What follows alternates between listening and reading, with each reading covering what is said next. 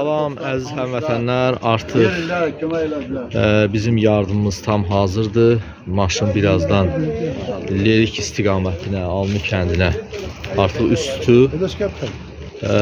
Lerikin inkişafına dəstək qrupunun fondun rəhbəri bizim iqtisadçı alimimiz Arzman Muradlı bu haqda bir məlumat versin. Çox sağ olun değerli dostlar. Həqiqətən bizim ayın 8'də başladığımız bu şanlı aksiya artıq çox mütəvəqqətle yekunlaşır və 102 nəfər bu aksiyada iştirak elədi. Demək olar ki, möhtəşəm bir birlik göstərdik.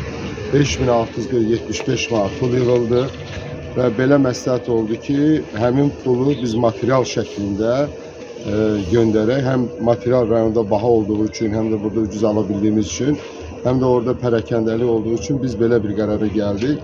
İndi isə böyle bir möhtəşəm Lerikin inkişafına dəstək qrupu tərəfindən yardım artıq yola salınır.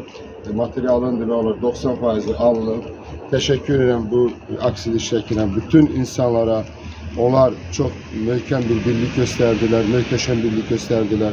Təşəkkür edirəm Lerikin inkişafına dəstək qrupunun bütün üzvlərinə ki, iştirak edib eləməyənlərə ki, belə bir qrupu təşkil edik. Artıq 1 ilə yaxındır qrupumuz fəaliyyətə başlayıb. Bu fəaliyyəti dövründə mütəmadi sürətlə Lerik insanlarını, Lerikin iqtisadiyyatını, Lerikdə olan problemləri dəstəkləyirik və bundan sonra da imkanlarımız böyüdükcə bu dəstək davam edəcək. Mən bu kampaniyada aktiv iştirak elədiyinə görə, bu materialları təşkil edildiğine görə Ekran müəllimə xüsusi təşəkkür eləmək istəyirəm. Eldos müəllimə xüsusi təşəkkür eləmək istəyirəm. Təvəkkül müəllimə xüsusi təşəkkür eləmək istəyirəm. Rövşən müəllimə xüsusi təşəkkür eləmək istəyirəm. Əskər müəllimə xüsusi təşəkkür eləmək istəyirəm. Və eyni zamanda Babullah bizim bu yükü üzeri aparan, bize kömək edən Babullah qardaşımıza təşəkkür edirəm. O da bizim həmvətənimizdir. Və eyni zamanda Qulam müəllim bugün iştirak edir burada, biraz işi oldu. Vasil müəllim iştirak edir, Vidadi müəllim iştirak edir. Bütün qrup üzvlərinin ürəyi bu dəqiqə buradadır. Və sağ olun, Lerikin inkişafına dəstək qrupu sağ olun, birliğimiz möhkəm olsun.